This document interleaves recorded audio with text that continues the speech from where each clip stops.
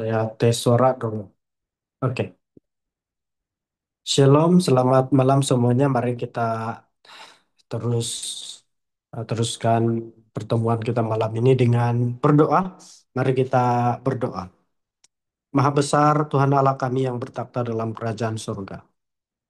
Kami mengucap syukur sebab Tuhan itu baik dan tidak berkesudahan kasih setia Tuhan pada kami. Meskipun kami selalu meragukan Tuhan, kami selalu mementingkan diri sendiri, namun Tuhan tetap setia terhadap kami dan tetap memegang janji Tuhan terhadap satu persatu kami. Sehingga pada malam hari ini kembali nyata kuasa dan kasih dan penyertaan Tuhan terhadap kami. Pada waktu ini kami sudah memulai pertemuan pembelajaran 28 doktrin Gereja Seventh Adventist yang sudah tentunya bukan berasal daripada pikiran gereja ataupun pemimpin gereja Adventist, tetapi berdasarkan apa yang Alkitab sendiri nyatakan kepada kami. Sementara kami meneruskan pertemuan pada malam hari ini, kami memohon supaya Roh Kudus yang sama yang menuliskan Alkitab, Roh Kudus yang sama yang telah menginspirasikan 28 doktrin, Roh Kudus yang sama juga akan menuntun setiap satu kami belajar mengenai kealahan. Terutama pada hari ini kami bercakap mengenai kealahan Bapa sendiri. Makasih terlebih dulu Engkau mengampuni kami dari dosa dan kesalahan kami.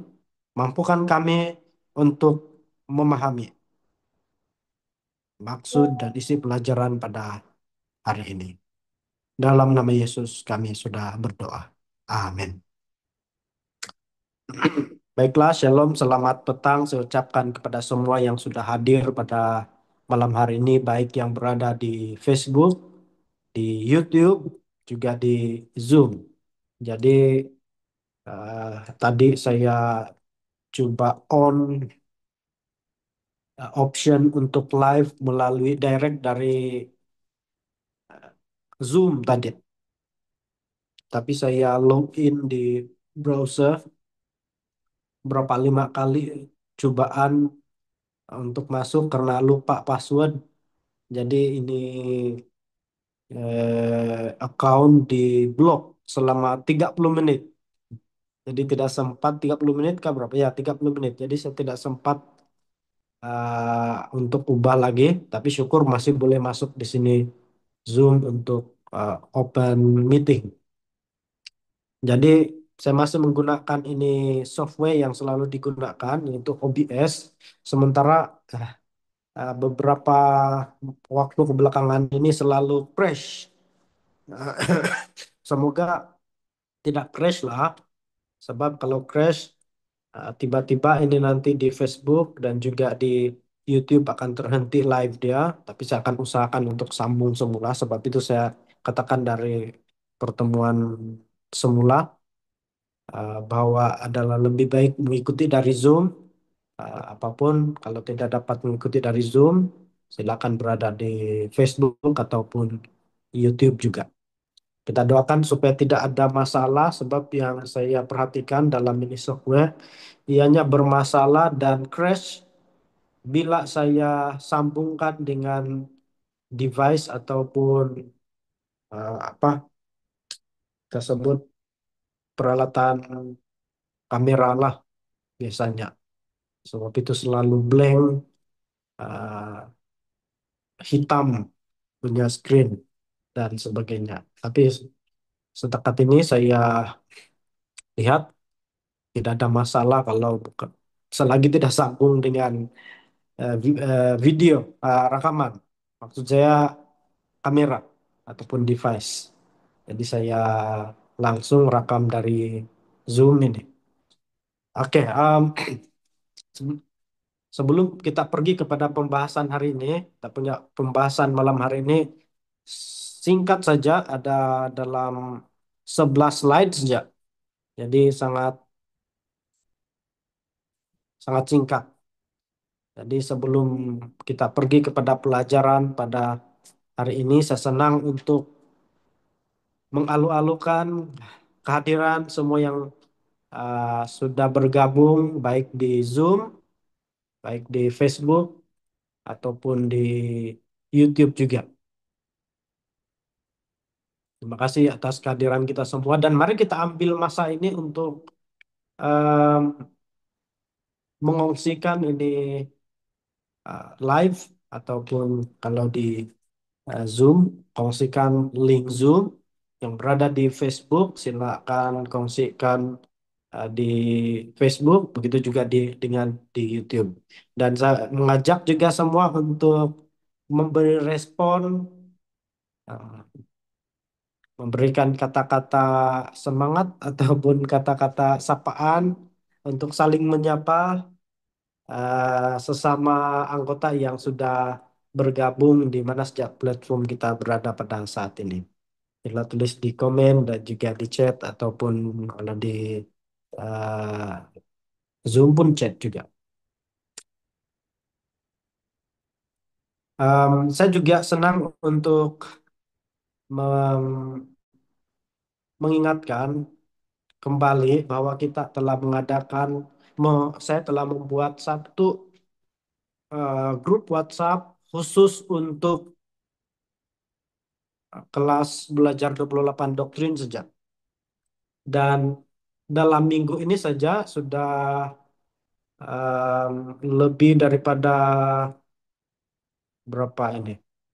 Lebih daripada 25 orang yang sudah bergabung dalam grup WhatsApp ini dan kebanyakannya yang sudah bergabung adalah di luar daripada daerah Kinarut. Terima kasih sebab sudah bergabung dengan kami. Ada dari daerah Tagaro, ada dari Sarawak, ada dari mana? Di Semenanjung. Nah, siapa lagi?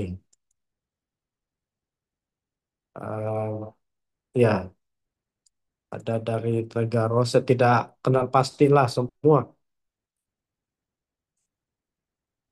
Ya, lebih kurang begitulah itu yang eh, sudah join. Jadi kamu boleh tekan saja itu link yang saya sudah kongsikan di grup-grup gereja. Kalau kamu belum dapatkan, kamu boleh PM saya di nomor WhatsApp saya ataupun di Messenger juga. Saya akan kirim kepada kamu dan untuk makluman juga saya telah setting WhatsApp ini supaya saya hanya approve nomor-nomor tertentu. Jadi bila kamu tekan itu link, saya tidak pasti apa yang keluar. Ya, tapi tunggu dulu di accept, barulah kamu akan masuk di sana. Oke, selain daripada itu, seperti yang disampaikan sebelumnya, bahwa setiap kelas kuis Alkitab ataupun kuis eh, pelajaran yang dibahas akan dikongsikan, yaitu di grup juga, di grup WhatsApp. Dan semua peserta, semua anggota dikehendaki untuk menjawab kuis ini untuk supaya saya ada rekod siapa yang sudah hadir setiap setiap kelas. Dan setakat ini dua kuis yang sudah disampaikan masih beberapa orang yang jawab, jadi diharapkan lebih banyak yang akan segera menjawab. Jadi tujuannya ini uh, untuk membantu kita lebih memahami dan membantu kita untuk discover ataupun belajar sendiri apa yang disampaikan dalam 28 doktrin bagi masing-masing pelajaran. Jadi pertama-tama masuklah dulu itu grup.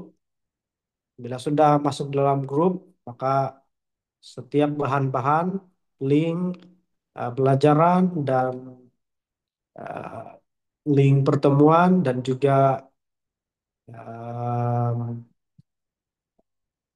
kuis tadi akan disampaikan semuanya semuanya di sana. Jadi pertanyaan kuis pun sebenarnya senang saja. 15 soalan adalah soalan mudah, 5 soalan seterusnya adalah soalan sederhana mudah, dan 3 soalan kalau tidak salah, 2 soalan. 2 soalan atau 3 soalan itu soalan susah sedikit, dan 3 soalan ataupun 2 soalan seterusnya soalan menjebak. Nah, jadi mau hati-hati jawablah. Tapi senang saja. Kata ini yang menjawab hampir semua mendapatkan 100% nilai. Bermaksud sudah paham lah dan lebih mudah untuk jawab. Kecuali ada permintaan supaya eh, dibuat lebih susah, boleh juga.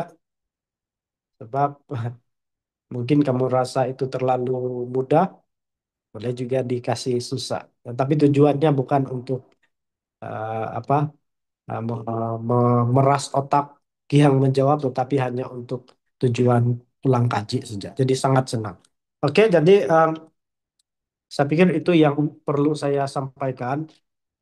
Dan jangan lupa hanya yang melengkapkan semua kuis itu yang akan diberikan sijil penyertaan nanti. Dan sijil penyertaan ini boleh digunakan salah satu saya pikir untuk tuntutan master guide, juga diperlukan ini. Dan kalau ada yang ikut persijilan IICD, dan mungkin ada program-program yang akan datang yang menuntut untuk mempelajari 28 doktrin, menyelesaikan kelas 28 doktrin. Saya rasa ini sangat berguna juga itu sijil nanti. Selain daripada memang tujuan kita adalah untuk memantapkan lagi, mengulang kaji pelajaran 28 doktrin yang mungkin sudah lama kita tidak ulang kaji lagi. Oke, saya pikir itu saja. Oh ya, saya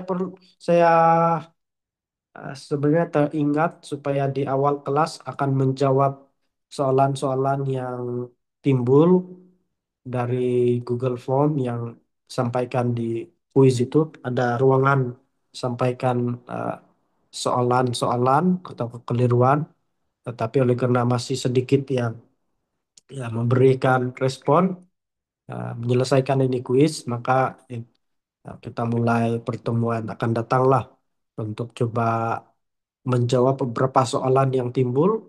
Dan ya,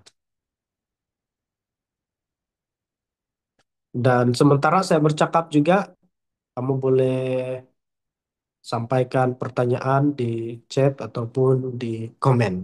Oke, jadi sudah agak panjang lebar mengenai makluman dan seterusnya. Sekarang ini saya akan pergi kepada pelajaran kita pada hari ini.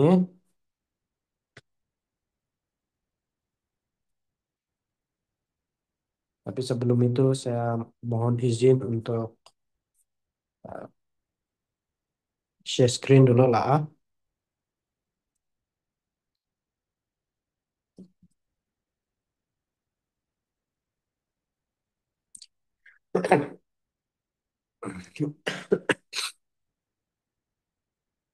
Harap sudah kenampakan. Dah, sebetulnya sudah ada.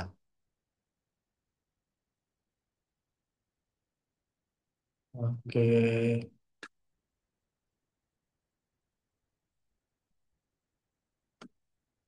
oke, sudah kenampakan.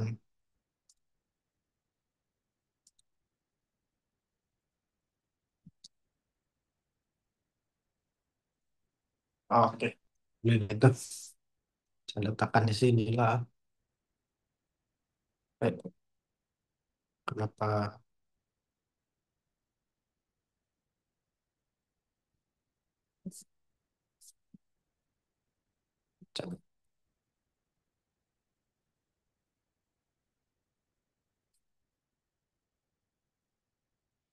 kita tidak dapat Share screen sudah.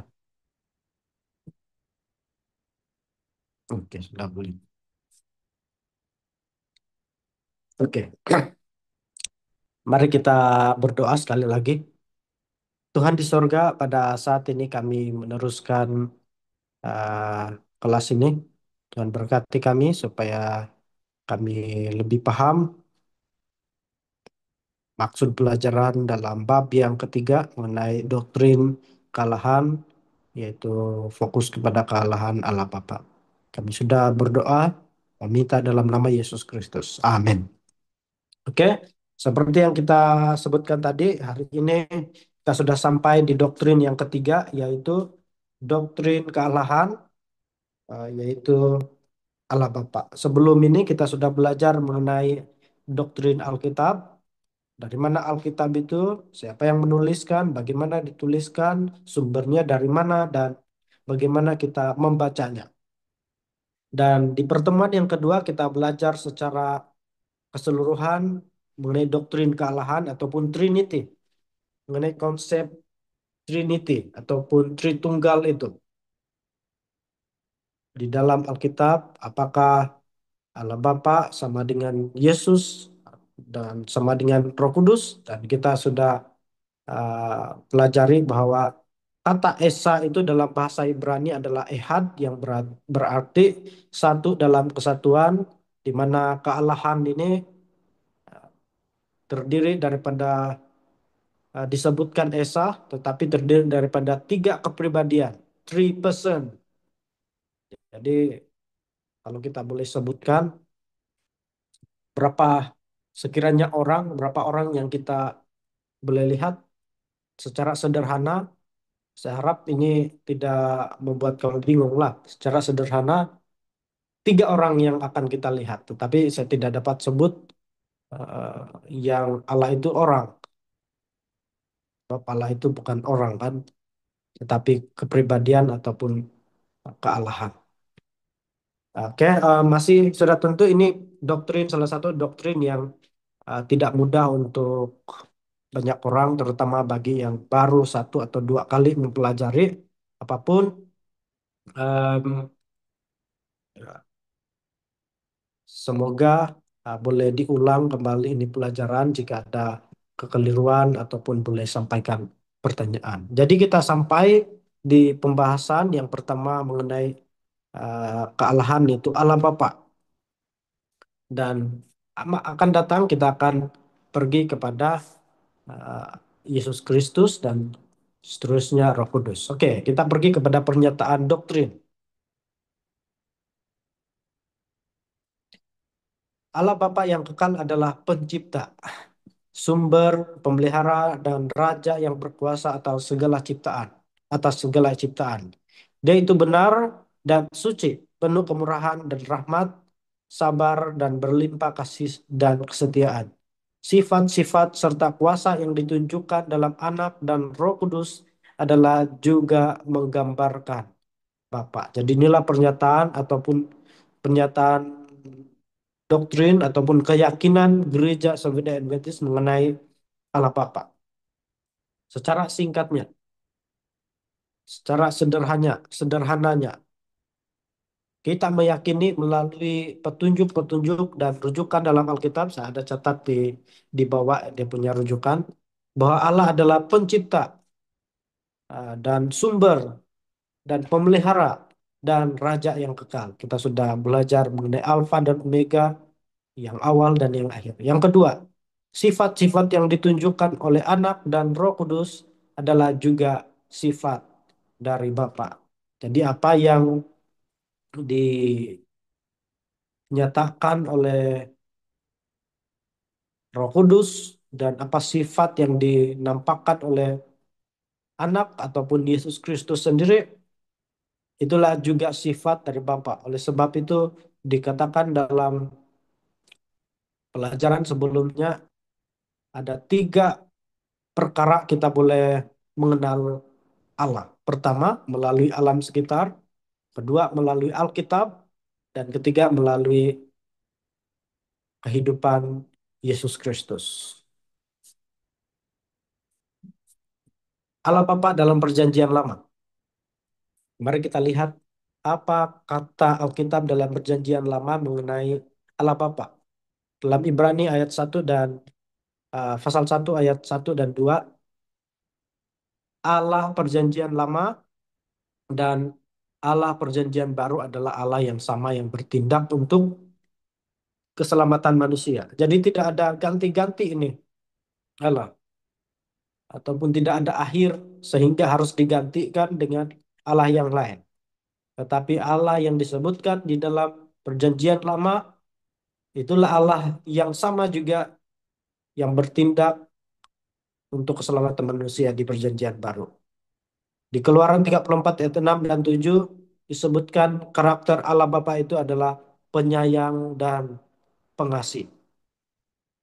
Kemudian timbul pertanyaan, Pastor, macam mana kita mau mengatakan bahwa Allah itu penyayang dan pengasih, sedangkan di dalam perjanjian lama ini banyak orang mengenal ataupun memahami dan cenderung melihat perjanjian lama ini menyatakan karakter Tuhan yang kejam. Kenapa? Sebab di dalam perjanjian lama Tuhan seringkali melakukan pembunuhan. Misalnya di padang padang gurun. Ketika di padang gurun, ketika keluar daripada Mesir, ini bangsa Israel, dan ketika mereka pergi dalam perjalanan ke uh, negeri Kanaan. Kita lihat di sana ada orang-orang yang Tuhan hukum waktu itu juga dan bunuh waktu itu juga. Sementara banyak lagi cerita yang lain yang tidak sedikit orang yang mati oleh karena Tuhan yang campur tangan di sana waktu itu. Bagaimana kita memahami bahwa Allah itu penyayang dan pengasih? Salah satu yang kita boleh jawab adalah berdasarkan apa yang terjadi ketika di Gunung Gunung Sinai sebenarnya. Ketika bangsa Israel mereka memilih untuk menyembah kepada patung lembu itu kan. Kita lihat berapa banyak orang yang dihukum waktu itu juga. Dan kita melihat memang mereka layak untuk dihukum waktu itu. Memang tujuan Tuhan untuk menghukum mereka adalah untuk melindungi bangsa Israel supaya mereka belajar. Mereka belajar sesuatu dari itu dan melindungi mereka daripada penyembahan berhala yang seterusnya. Jadi kalau kita katakan Allah itu kejam, sebenarnya memang mereka layak untuk dihukum waktu itu. Memang mereka layak untuk dibunuh waktu itu. Dan kalau kita katakan Allah itu kejam berdasarkan eh, apa yang dia lakukan pada waktu itu, kita harus mengingat juga bahwa di Perjanjian Baru ada juga eh, kisah yang sama, kisah maksud saya kisah bagaimana Tuhan menghukum manusia dan kita lihat di Kitab Wahyu juga pada akhir daripada milenium nanti 1.000 tahun selepas kedatangan Yesus yang kedua kali apa dikatakan bumi baru akan turun dari sorga dan ketika turun dari sorga orang-orang jahat dan Lucifer dan iblis dan pengikut-pengikutnya akan bangkit mengepung eh, kota ini dan mau memberontak Tuhan dan kita tahu waktu itu banyak orang yang mati semua orang-orang jahat dan unsur-unsur dosa mati waktu itu. Jadi kalau kita katakan di dalam perjanjian lama, padahal mereka layak dihukum dan dibunuh waktu itu, dan kita katakan Tuhan itu kejam, nah, bermaksud kita juga mengatakan bahwa Tuhan itu kejam dalam konteks perjanjian baru dan akhir daripada milenium.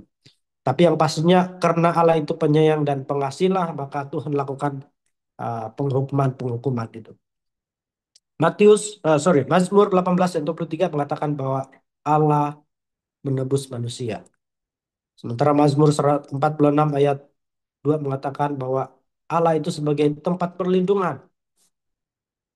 Dan eh, Mazmur 51 ayat 3 dan 12 mengekspresikan bahwa Tuhan itu Maha Mengampuni.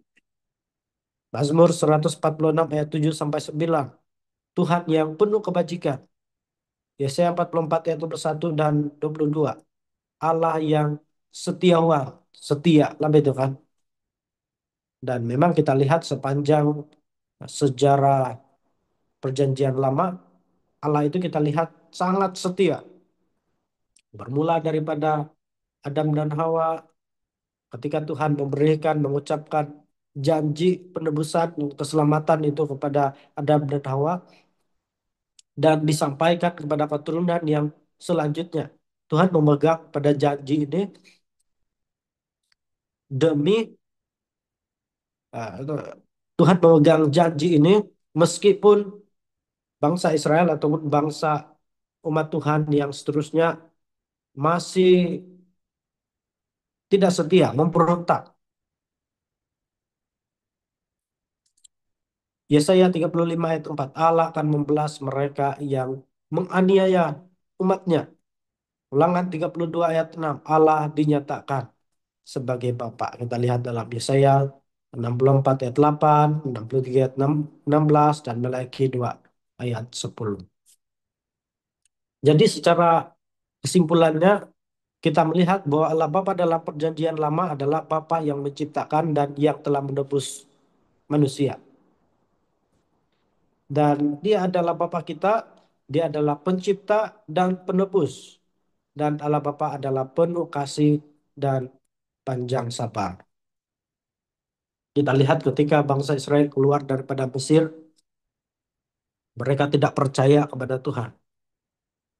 Bahkan ketika Musa digunakan oleh Tuhan untuk membawa bangsa Israel keluar daripada Mesir, masih ada pemberontakan.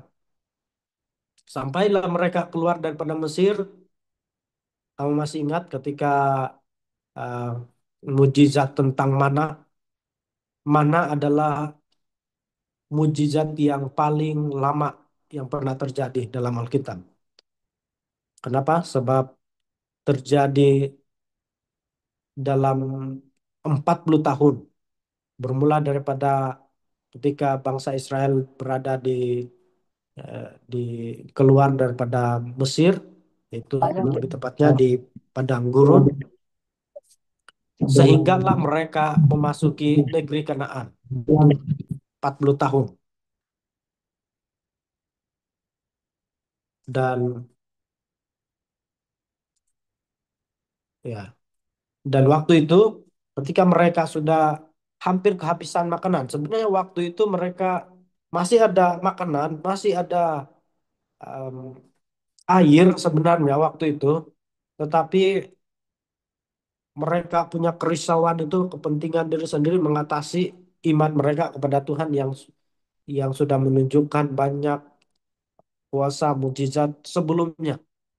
Mereka lihat itu anak-anak mereka, mereka lihat itu kambing mereka, ternakan yang mereka bawa, kan mereka buat ternakan. Ah, tidak sudah cukup ini air dan minuman. Gimana kalau tidak ada ah, minuman dan makanan, dikatakan. Jadi begitulah pemberontakan mereka terus menerus terus menerus sehinggalah bangsa Israel ditolak menjadi bangsa pilihan Tuhan. Tetapi Tuhan masih setia sampai di em, kedatangan Yesus yang pertama dan dilanjutkan lagi sampai sekarang ini. Jadi oleh itu, apabila kita membaca Alkitab, mari kita selalu menuntut janji Tuhan. Sebab sebab Tuhan ini sangat memelihara ataupun sangat memegang janjinya. Kalau memang janji itu sudah disampaikan di hadapan kita di perjanjian lama, di perjanjian baru, dan kita sudah melakukan sesuai apa yang Tuhan sudah perintahkan, janji itu layak kita tuntut dan Tuhan akan kerjakan juga. Oke, seterusnya mari kita melihat Allah Bapa dalam perjanjian baru. Apa yang perjanjian baru katakan mengenai Allah Bapa? 1 Korintus 8 ayat 6. Dari Bapa berasal segala sesuatu. Di segala sesuatu, apa yang kita lihat dan apa yang kita tidak lihat, apa yang pernah kita tahu dan yang tidak pernah kita tahu, semuanya itu berasal daripada Bapa. Galatia 4 ayat 5 dan 6. Allah Bapa adalah Bapa semua orang yang percaya. Apa yang dinyatakan di sini adalah bahwa setiap orang yang menerima Yesus sebagai juru selamat mereka, yang beriman kepada Yesus Kristus, sekaligus dan secara otomatis mereka adalah disebut sebagai anak-anak. Ini dikatakan dalam Alkitab, sehingga Allah Bapa ataupun Allah menjadi Bapa kita. Ini tidak bermaksud dalam konteks biologikal, bapak kandung dan sebagainya. Mari kita melihat bahwa konsep Bapa, Anak dan Roh Kudus ini tidak bercakap secara biologi, tetapi bercakap mengenai hubungan. Jadi apabila kita mengatakan bahwa Allah itu adalah Bapa kita, maka kita sedang menyatakan satu hubungan yang sangat dekat dengan Tuhan. Apabila anak Yesus disebut sebagai anak, anak Allah, ini tidak bermaksud sebagai memang seorang anak yang lahir secara biologi, tapi ini bercakap mengenai hubungan yang dekat antara Allah Bapa dan Allah Anak itu Yesus Kristus. Tapi saya tidak mau sentuh mengenai pembahasan eh, Allah Anak ataupun Yesus Kristus kali ini, sebab kita akan bahas ini di pertemuan yang selanjutnya. Apa yang mau disampaikan di sini adalah bahwa konteks kata Bapa ini, kenapa disebut eh, Bapa, ini bercakap mengenai hubungan, bagaimana hubungan kita dengan Tuhan itu, dan di mana kedudukan kita, hubungan kita Tuhan letakkan ketika kita percaya beriman kepada Tuhan. Yohanes 14 ayat 9. Barang siapa telah melihat Yesus telah melihat Bapa. Seperti yang kita pelajari sebelumnya bahwa karakter Yesus memantulkan karakter Bapa. Tapi kita tidak pernah melihat Yesus, kan? Bagi yang hidup di perjanjian lama, mereka sempat melihat Yesus selama 33 tahun. Yesus berada di bumi melayani sebagai Mesias. Tapi bagi kita yang hidup zaman ini, meskipun kita tidak melihat Yesus muka dengan muka, tetapi kita memiliki pengalaman bersama dengan Yesus. Apa yang kita alami itu, itulah karakter Yesus dan itulah karakter Bapa juga. Ibrani 1 ayat 1 sampai 3. Yesus adalah gambar dan wujud Allah. Sekali lagi gambar dan wujud Allah ini, gambar tidak bermaksud um, penampilan ataupun muka yang sama. Tetapi gambar dan wujud yang dimaksudkan di sini adalah karakter Allah itu sendiri. Sebab itu apabila dinyatakan di Kejadian pasal pertama dan kedua mengenai penciptaan bahwa manusia itu diciptakan menurut gambar dan rupa Allah, gambar dan rupa Allah ini tidak bermaksud penampilan kita, maksudnya penampilan wajah yang sama. Tapi ianya sedang bercakap mengenai karakter Tuhan di dalam diri kita. Yohanes 3 ayat 16. Allah yang memberi, Allah yang murah hati. Dan pemberian Tuhan yang paling besar adalah Yesus Kristus. Lukas 6 ayat 35 sampai 36. Allah adalah kasih. Nah, jadi seperti mana yang kita lihat di dalam perjanjian lama tadi itu, disebutkan Allah setia. Kenapa? Sebab penyayang dan pengasih. Di dalam perjanjian baru pun masih mengatakan karakter yang sama, kasih.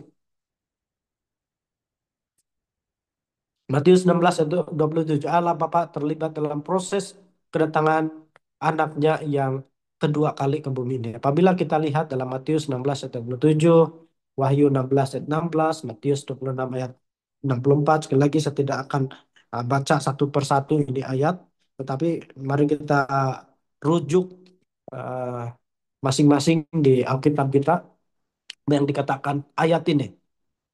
Tetapi poin yang disampaikan di sini adalah bahwa Allah Bapa terlibat dalam proses kedatangan anaknya yang kedua kali. Seperti mana Allah Bapa juga terlibat di dalam proses penciptaan. Allah Bapa juga terlibat dalam proses kedatangan Yesus Kristus yang kedua kali. Wahyu 4 ayat 8 dan 11. Ia juga dipanggil Tuhan Allah. Hari ini kita tidak membahas mengenai panggilan-panggilan Allah ini. Ada yang disebut Yahweh, ada yang disebut Elohim, ada yang disebut El Shaddai. Banyak sekali nama Tuhan ini sebenarnya yang dinyatakan dalam Alkitab. Tapi kita tidak bahas pada hari ini. Wahyu 1 ayat 8. Bapa bergelar yang awal dan yang akhir, yang ada dan yang sudah ada, dan yang akan datang. Sekali lagi kita mengingatkan bahwa ketika disebut mengenai yang akhir tidak bermaksud ada titik akhir bagi Tuhan. Ini menyatakan bahwa em,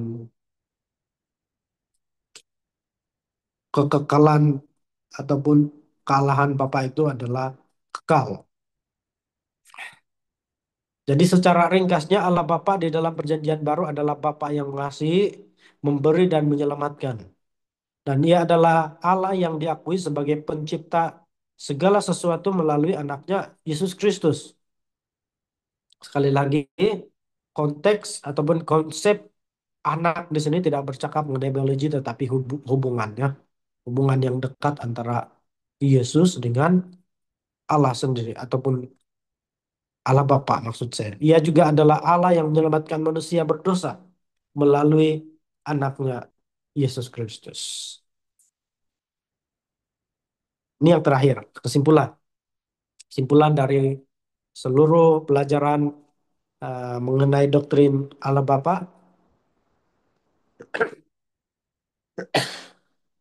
Allah Bapa di dalam perjanjian lama dan Allah Bapa di dalam perjanjian baru adalah Allah Bapa yang sama dan tidak pernah berubah. Kedua, Allah Bapa menciptakan segala sesuatu yang ada di alam semesta, termasuk isi dunia ini melalui anaknya Yesus Kristus. Sebenarnya Allah Bapa terlibat dalam penciptaan. Yang ketiga, Allah Bapa menebus manusia yang berdosa melalui kedatangan anaknya yang lahir dan mati di dunia ini. Jadi siapa yang menebus manusia? Allah Bapa kah? Yesus Kristus kah? Roh Kudus.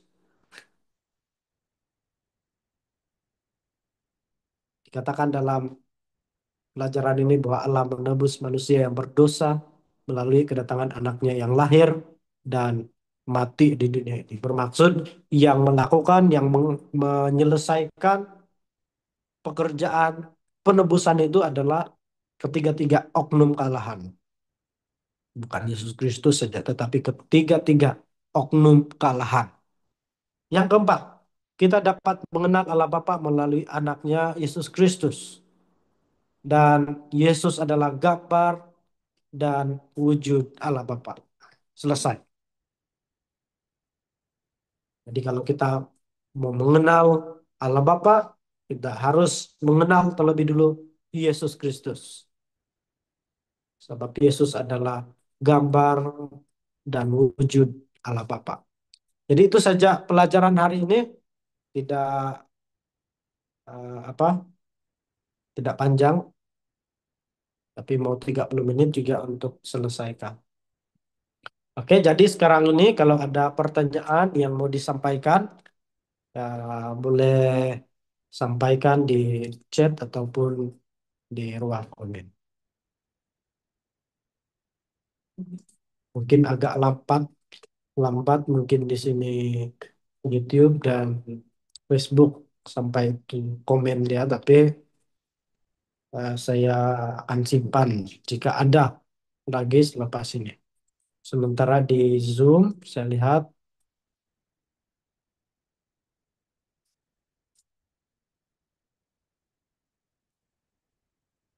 oke, ini ada pertanyaan dari Elde Juria. Bolehkah digunakan pakai kata kitab Taurat atau zaman Taurat menggantikan kata perjanjian lama? Sebab ada bertanya apa itu perjanjian lama. Em, saya masih kurang tangkap. Bolehkah digunakan pakai kitab Taurat ataupun zaman Taurat menggantikan kata perjanjian lama? Kenapa perlu digantikan? Sementara kita sudah jelaskan sebelumnya bahwa kitab Taurat itu bercakap mengenai 5 tulisan Musa, yaitu Kejadian, Keluaran, Imamat, Bilangan, dan Ulangan. Di saya kurang tangkap lah ini pertanyaan. Kenapa perlu digantikan? Soalan seterusnya dari Elde Albert. Oh, ini bukan pertanyaan, ini menjawab pertanyaan daripada uh, Elde Juria. Ya, ngamlah ini Elde. Kitab Taurat bercakap mengenai lima, lima sebenarnya itu Elde. Lima um, tulisan Musa, 5 kitab yang pertama dalam Perjanjian Lama. Kejadian, Keluaran, Imamat, Bilangan, dan Ulangan. Itu adalah kitab Taurat. Sementara Perjanjian Lama bercakap mengenai semua kitab dari Kejadian sampai Maliaki. Terima kasih Hilda sudah sampaikan ini apa penjelasan.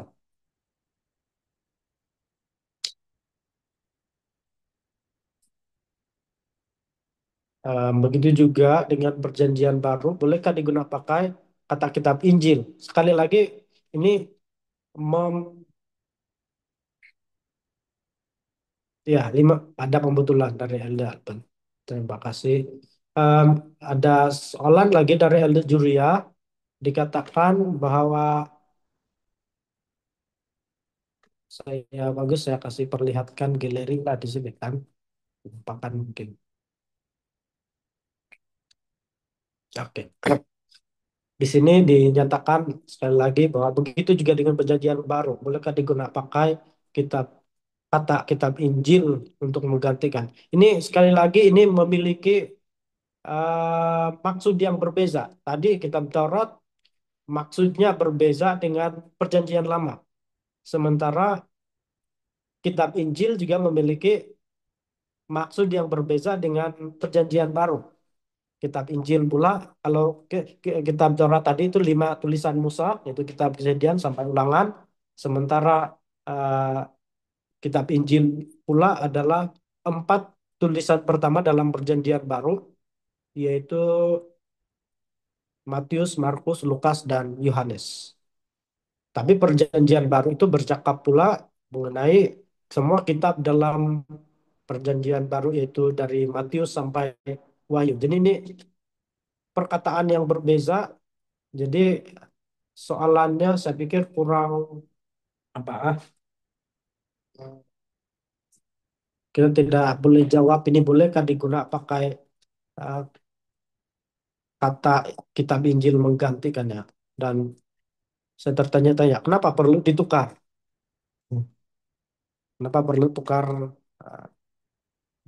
dari itu perkataan kitab sorry, perjanjian lama, perjanjian baru.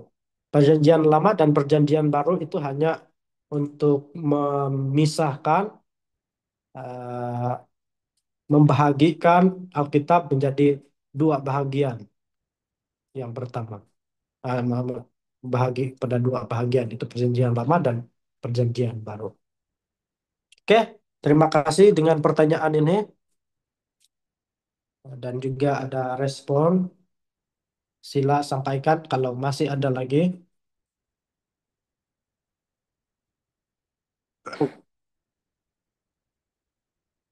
Oke, ada pertanyaan di sini ruang Facebook. Kalau masih ada pertanyaan di Zoom, kamu open kamera dan mikrofon saja. Oke, di Facebook yang menulis Loh Batu Hukum 10 itu Allah Bapa kah? Yesus. Coba kita cek. Yang pastinya Allah Bapa itu kan. Kalau kalau di perjanjian lama yang biasanya yang lebih banyak menonjol di sana adalah kepribadian Allah Bapa. Walaupun memang kepribadian Yesus Kristus dan Roh Kudus ada ditunjukkan di perjanjian lama. Sementara di perjanjian baru kepribadian Yesus lebih menonjol. Walaupun Allah Bapa dan Yesus Kristus terlibat waktu itu. Sementara di akhir zaman kepribadian Roh Kudus lebih menonjol. Meskipun fungsi dan peranan Yesus dan Allah Bapa masih ada di zaman akhir zaman ini. Tapi saya lihat ada sudah yang respon ini Keluaran 31 ayat 18 dan Tuhan berikan kepada Musa setelahnya selesai bicara dengan dia di gunung saya kedua loh hukum Allah loh batu yang ditulisi oleh jari Allah. Jadi Allah Bapa lah itu kan. Oke, jadi itu sudah oke. Ada lagi kalau ada yang dari Zoom saya buka untuk pertanyaan dan pembahasan waktu ini. On sejak mikrofon dan apa video kalau ada kamera maksudnya. Takat ini di eh, YouTube pun tidak ada.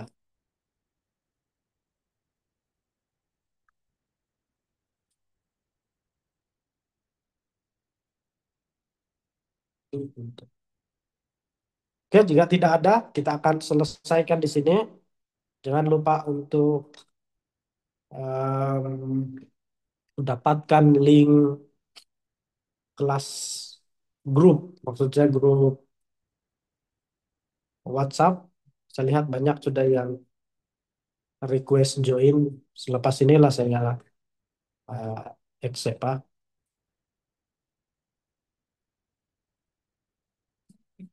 Kalau boleh tulislah itu nama di apa di WhatsApp supaya saya yakin mau accept. Kalau unknown number dan tulisan yang saya tidak paham ini mungkin susah mau apa susah mau accept atau BM saja saya perkenalkan diri dan saya akan accept itu number. Nanti di grup WhatsApp akan disampaikan soalan kuis untuk malam ini dan malam-malam sebelumnya dan juga bahan-bahan pelajaran. Oke, itu saja. Seperti yang saya lihat tidak ada lagi pertanyaan, maka kita selesaikan sampai di sini. Ada yang pernah bertanya soalan ini tapi orang itu bukan Kristen. Jadi ya itu soalan itu kurang apa mungkin karena dia belum memahami sepenuhnya dia belum paham mengenai perjanjian lama dan perjanjian apa itu perjanjian lama perjanjian baru apa itu Taurat dan apa itu Injil. Oke, mari kita berdoa. Mari kita berdoa. Tuhan di sorga, kami sudah selesai untuk pembahasan 24 doktrin bab yang ketiga pada malam hari ini. Terima kasih meskipun pelajaran ini singkat dan eh, penuh dengan persoalan yang tidak mampu difahami oleh masing-masing kami. Tapi terima kasih sebab Tuhan sendiri yang memampukan kami sekurang-kurangnya memahami konsep mengenai kealahan yang sudah dinyatakan di dalam Alkitab. Dan biarlah yang menjadi misteri itu tetap menjadi misteri dan um, menjadi rahasia dan sebab bukan bahagia kami.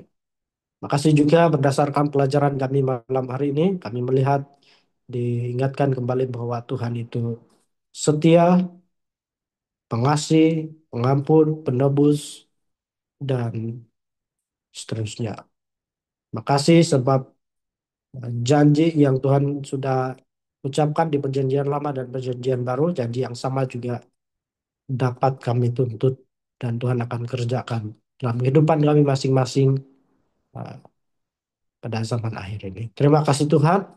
Engkau terus berkati kami supaya kami tetap semangat dalam mengikuti pertemuan-pertemuan yang akan datang. Sehingga kami bertumbuh lebih dekat kepada Tuhan melalui pembelajaran Alkitab ini. Kami sudah berdoa dalam nama Yesus Kristus. Amin. Oke, sampai di sini pertemuan kita malam hari ini. Jangan lupa um, pesanan-pesanan yang sudah disampaikan.